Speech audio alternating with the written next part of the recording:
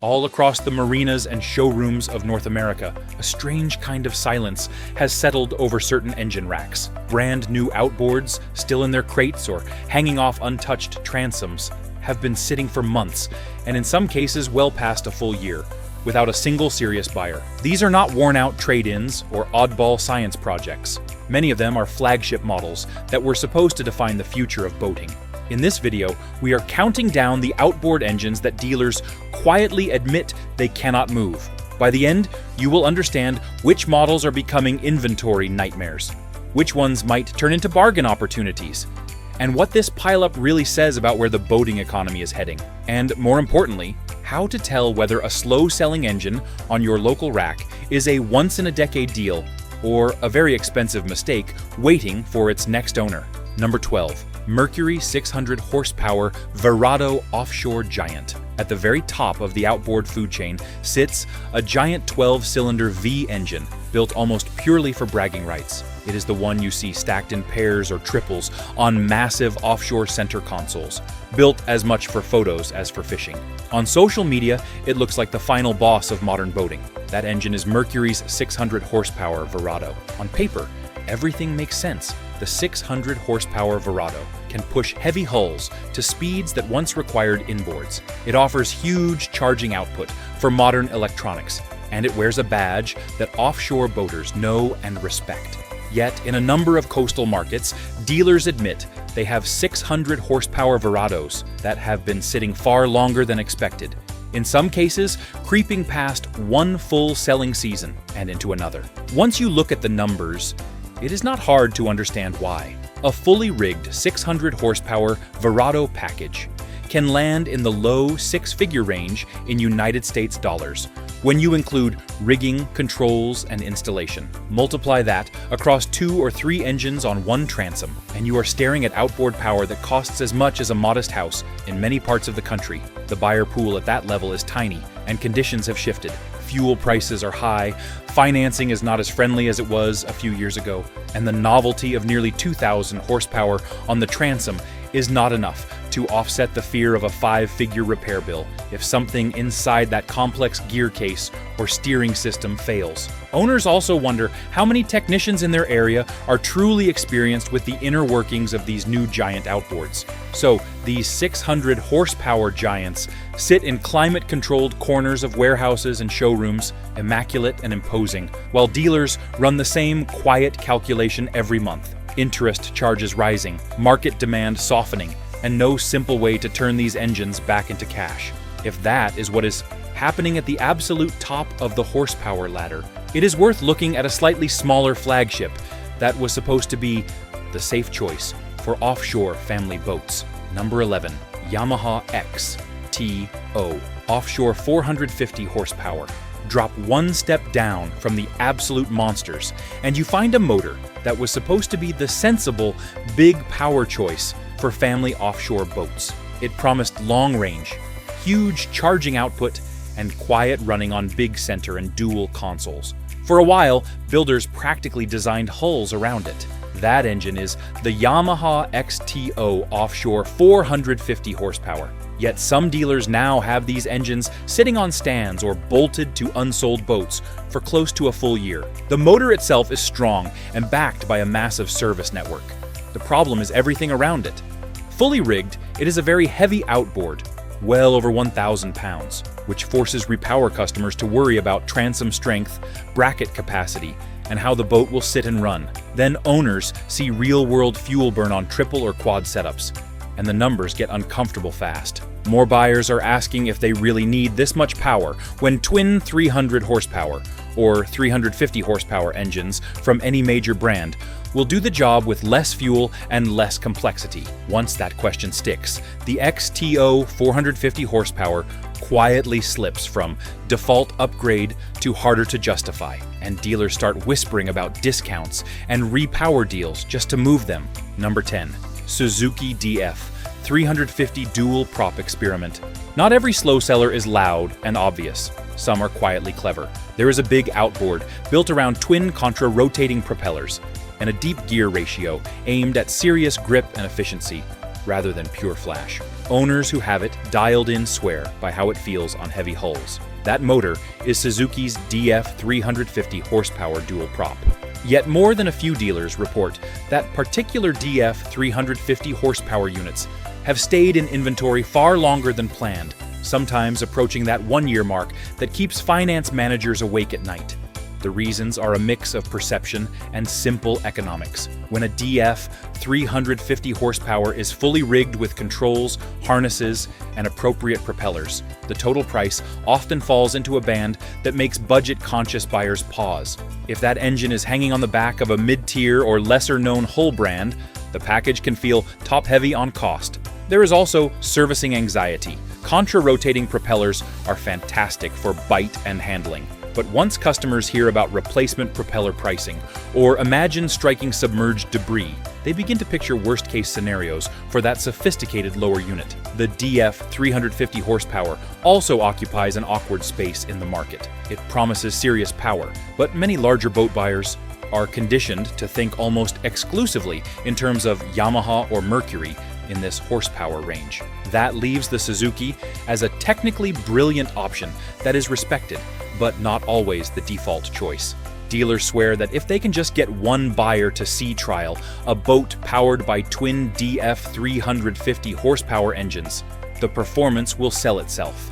Until that match is made, though, these gleaming dual prop outboards remain exactly what every dealer dreads: high-dollar inventory that photographs beautifully but refuses to leave the building. If a well-regarded gasoline outboard with real performance advantages can struggle like that, the situation becomes even more complicated when you bolt batteries and high voltage into the equation and start calling it the future.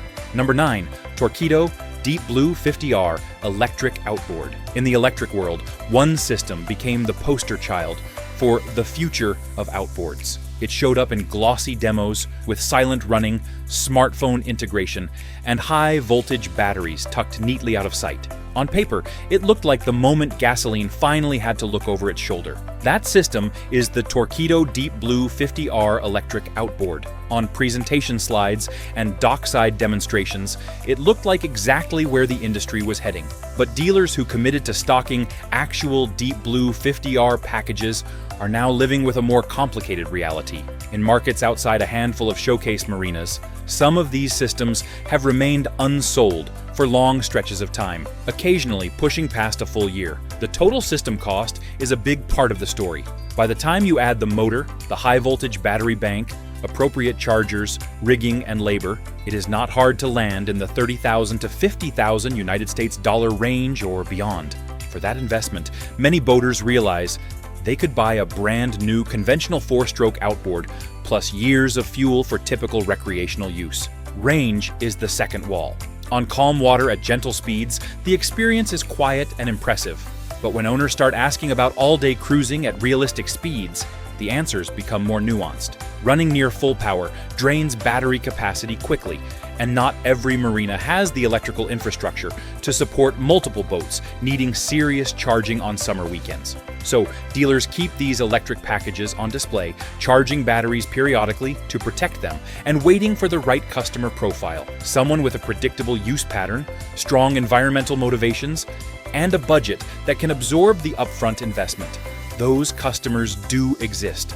They are just not numerous enough yet to keep inventory from aging. And if even the very visible future of propulsion is struggling to move, the next group might be even more painful, because it involves engines that were supposed to be the easy cash for budget shoppers.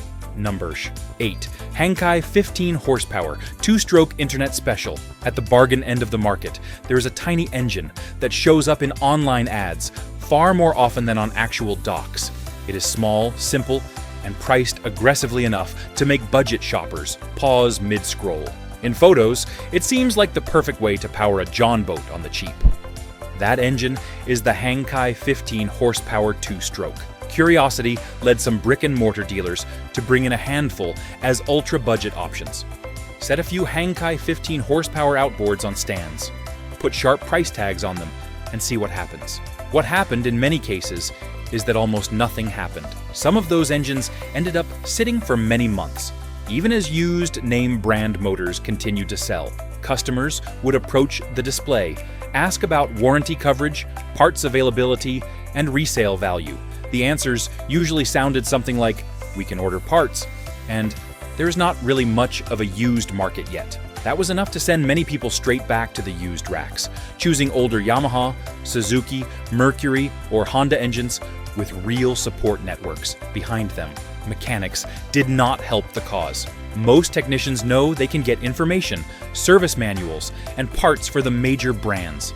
With lesser-known imports, even basic items like impellers or gaskets can require long waits and guesswork. That uncertainty seeps into conversations and feeds the feeling that these engines are disposable rather than durable tools. So, the cheapest new outboard in the building quietly becomes one of the slowest movers. On the surface, the price is appealing. But for buyers who plan to keep a boat for years, the risk of ending up with an engine no one wants to touch is enough to keep their wallets closed. If the bargain basement is clogging up like that, it is worth asking what is happening to the supposed bread and butter of the outboard world, the engines that used to fly off the lot in any economic climate. Number 7. Yamaha F 150 horsepower on 20-foot fiberglass center consoles. In the middle of the market, one power rating has defined the family fishing boat for years. You expect to see it bolted to 19 and 20-foot fiberglass center consoles at almost every busy ramp. For a long time, dealers could order it and assume it would not sit for long. That workhorse is the Yamaha F 150 horsepower. Now, in a growing number of regions, that once reliable formula is starting to stall. Engines like the Yamaha F 150 horsepower, Mercury 150 horsepower 4-stroke, and Suzuki 140 horsepower are some of the most proven outboards on the water, yet the boats they are bolted to are sometimes sitting through much of a season and into the next. The engines are not the issue. The total package price is. A rig that once advertised in the low 30,000 United States dollar range is now often showing numbers well above 50,000 United States dollars after electronics, fees, and trailers are factored in, especially with current interest rates. Monthly payments that used to feel like a manageable family toy now resemble a second mortgage. Potential buyers do what everyone does now. They look at the price tag, then pull out their phones and search for used boats nearby. It does not take long to find slightly older hulls with decent 4-stroke power for half the money. At that point, the brand new F 150 horsepower powered center console starts to look less like a dream and more like an unnecessary stretch. When the outboards that power the middle of the market begin to sit for close to a year, it stops being just a product story. It becomes a story about household budgets, interest rates, and how squeezed the average boating family really feels. And if the middle is starting to slow down, the performance side of the market is feeling a different kind of problem. Not weak engines, but overreach. If any of these engines already sound like ones you have seen gathering dust at your local marina, you are not imagining it. Dealers talk about this stuff quietly in the back office, but boaters live with the consequences when they buy or walk away. I am genuinely curious where you land on it.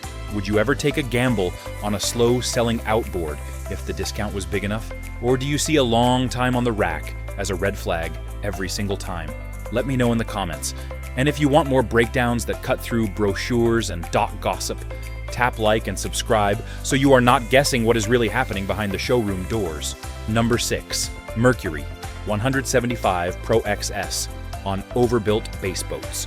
Bass anglers have their own go-to mid-range motor, the one that seems to land on a lot of 18 and 19-foot rigs. It is light enough to keep hole shot sharp, strong enough to feel quick, and wears a badge tournament crowds know well. On spec sheets, it is almost the default choice.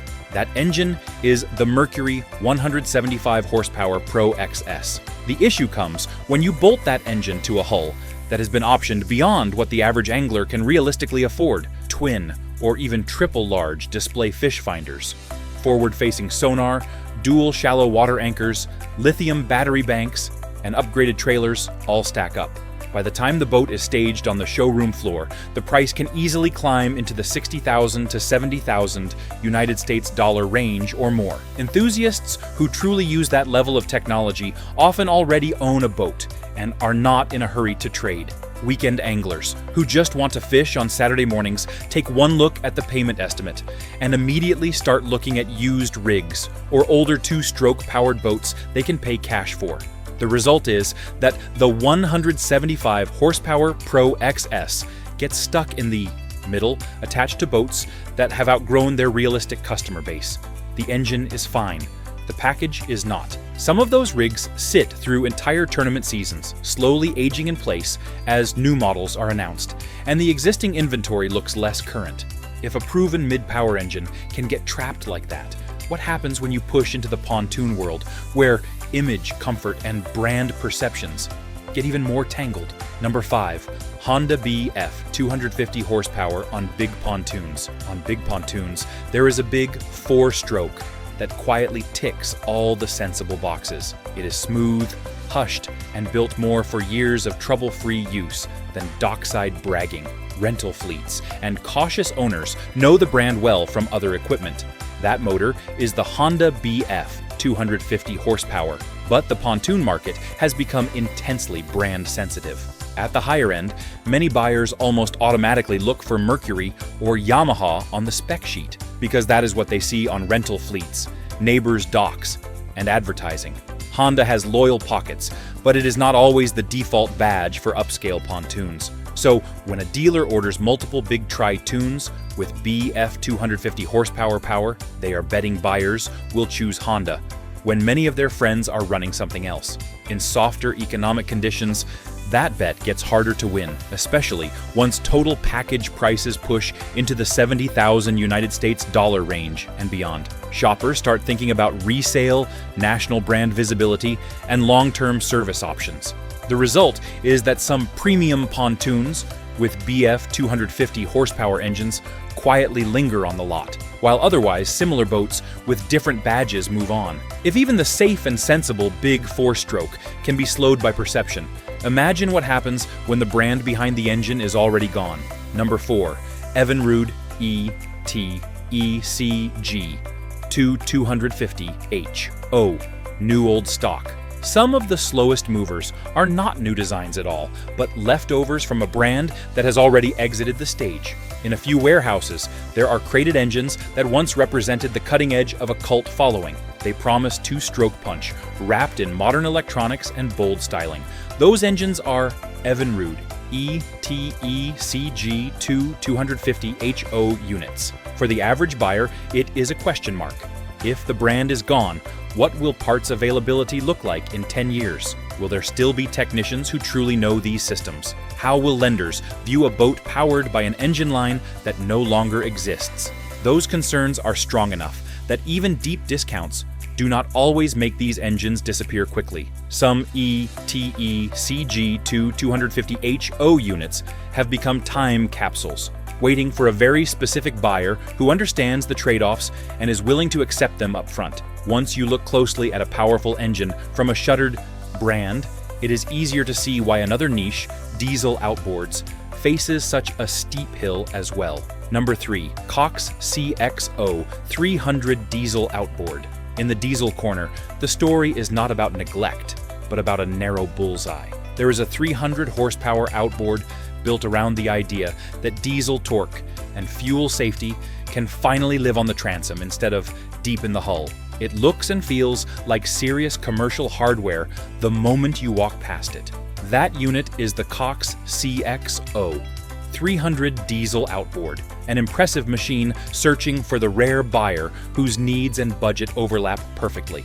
For dealers aiming at serious recreational offshore owners, the story has been tougher. A single CXO 300 horsepower can cost as much as, or more than, a pair of gasoline 300 horsepower outboards. Add installation, custom rigging, fuel system work, and controls.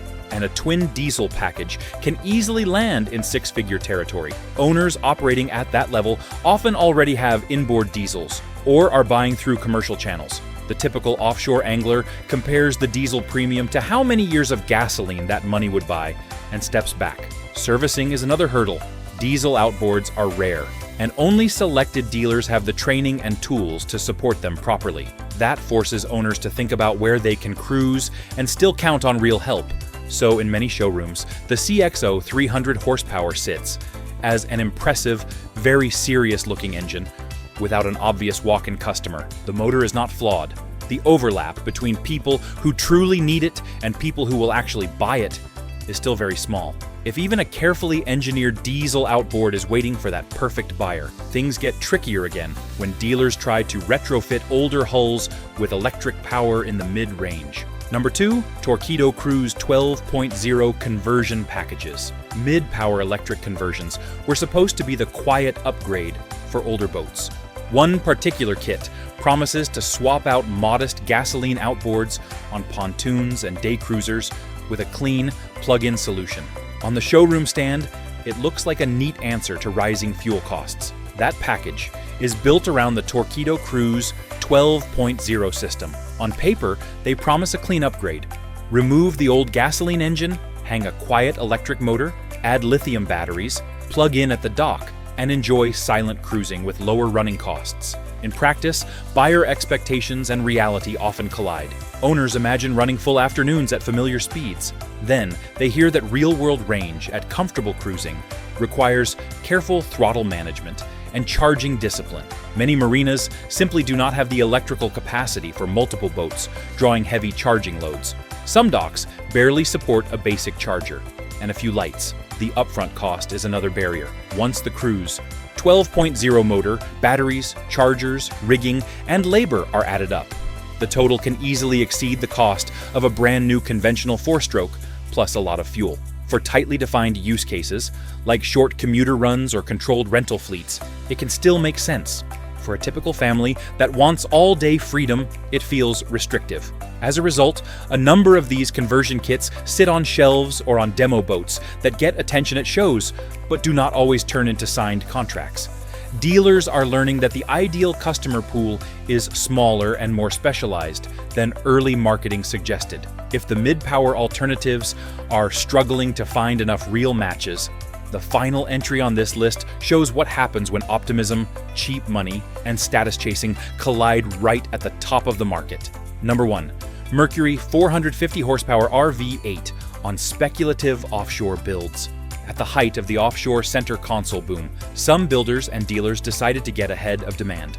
They spec-built large center consoles powered by twin or triple Mercury 450 horsepower RV8 outboards, assuming buyers would keep lining up.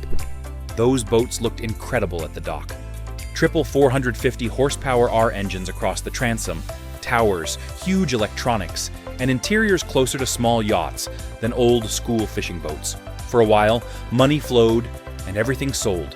Then conditions changed. Interest rates climbed, markets wobbled, and a chunk of high net worth buyers decided they could live without a brand new $500,000 to $700,000 United States dollar center console. Others quietly slipped into the lightly used market, where nearly new rigs with similar power started appearing at discounts. That left the speculative builds in a tough spot. The engines alone represent a huge investment. Cutting prices enough to move them risks resetting what that style of boat is worth. Holding the line means paying heavy floor plan interest, while each hull ages on paper. For dealers caught in that squeeze, these rigs are the purest example of the pattern in this countdown. When times are booming, almost anything will sell. When conditions tighten, the biggest, most complex, and most expensive outboard setups are the first to turn from status symbols into financial anchors. You have seen the engines that look great in photos, but refuse to leave the rack. I am curious where you stand on them. Would you grab one of these at a huge discount? Or does sitting over a year always feel like a warning sign? Drop your take in the comments. If this helped you see past the brochures, hit like. And subscribe if you want more straight talk on the outboard market.